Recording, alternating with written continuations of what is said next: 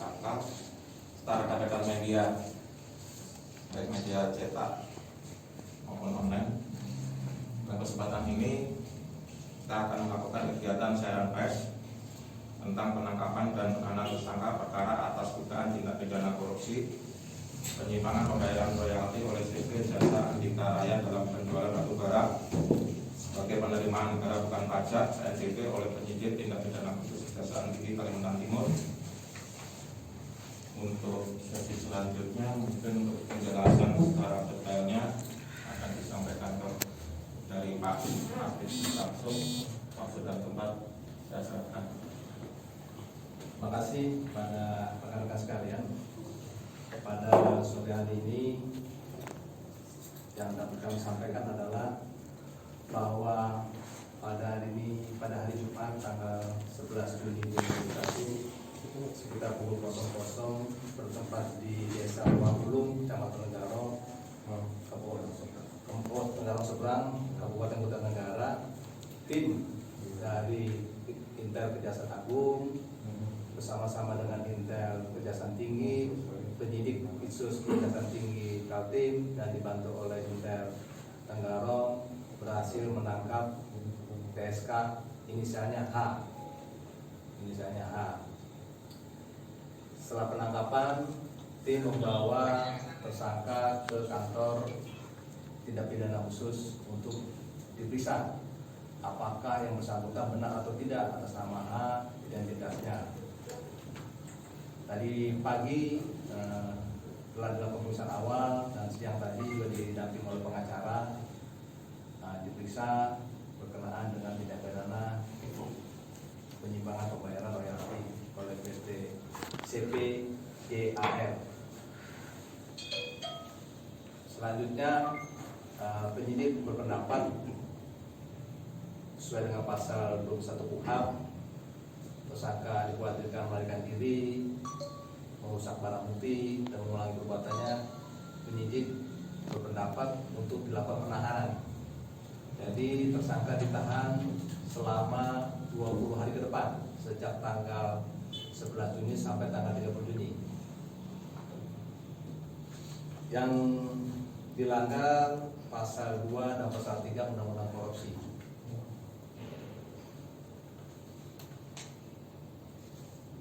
Ada yang lainnya berapa tahun? Kalau ancamannya pasal 2 ya 20 tahun. Kerugian negara, jadi penyidik telah mendapatkan hasil audit BPKP kantor wilayah Kaltim sebesar 4.503.087.964 4.503.087.964 rupiah. Ini jadi kerugian negaranya 4.503.087.964. Ya, Pak, orang ini usahanya apa dan itu sebagai apa dia dan berapa tahun berlangsung sampai sekian miliar? Ya, jadi operasinya ini yang bersangkutan selaku kuasa direktur PT CP JAR dan direktur cabang selaku direktur cabang.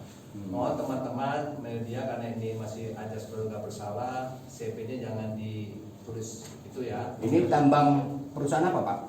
Batubara. Oh, Batubara.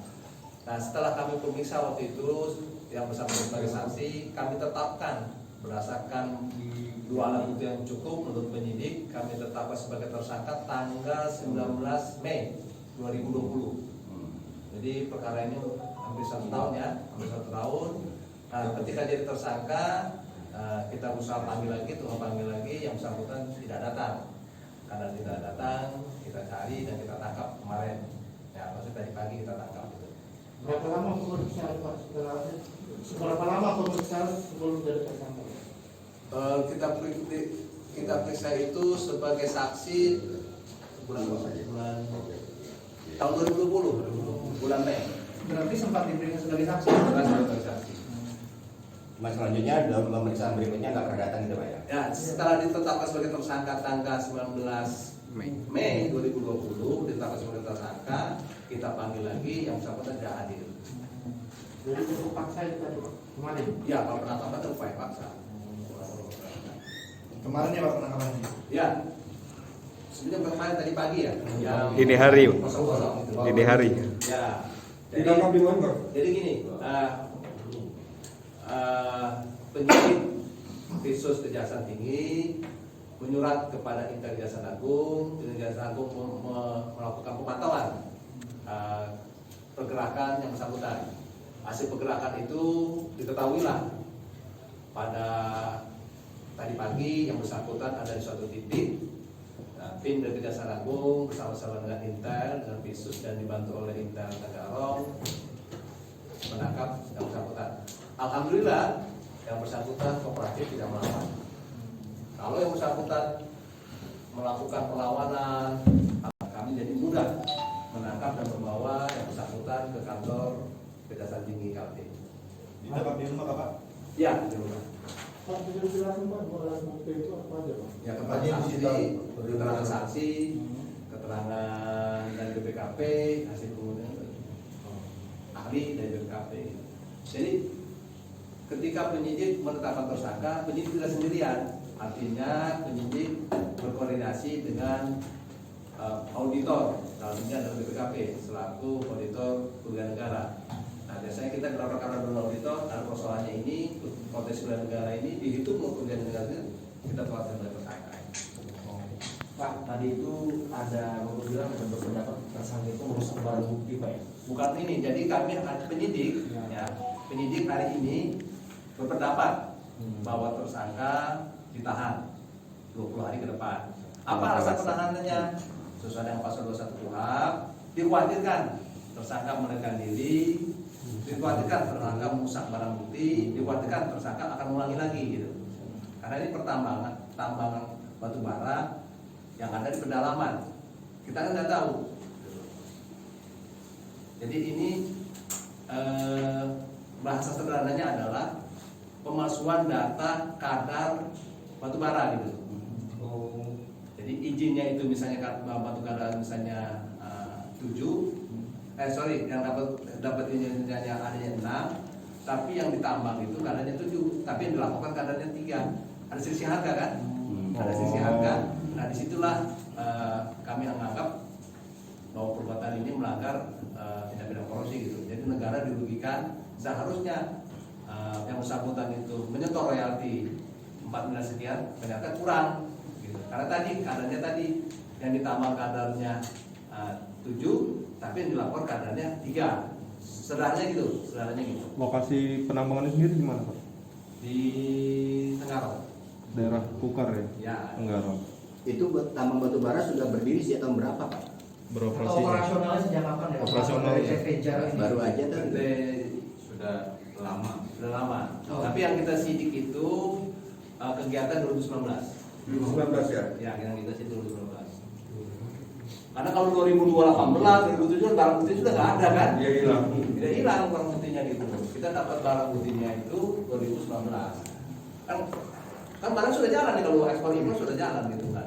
Artinya perusahaan ini untuk perizinan cukup lengkap, hanya karena merubah Ya, data itu ya. Data. Ya. Jadi yang dilaporkan itu adalah 3, ya, tapi yang di korporasi adalah 7 gitu loh. Ya, gitu. Jadi negara di store oleh yang bersangkutan 3, seharusnya 7 gitu. Di situ ada selisih. Nah, selisihnya 4,5 gitu. 4,5 miliar tadi. Ya. Pak, dari hasil pemeriksaan yang sudah ditetapkan tersangka, apa masih ada pengembangan dengan kasus ini Pak? Dan nanti kita lihat yang bersangkutan dengan siapa saja gitu. Sementara ini kan beliau selaku yang bersangkutan selaku kuasa direktur dan direktur cabang. Nanti kita lihat di persidangan gitu loh ya.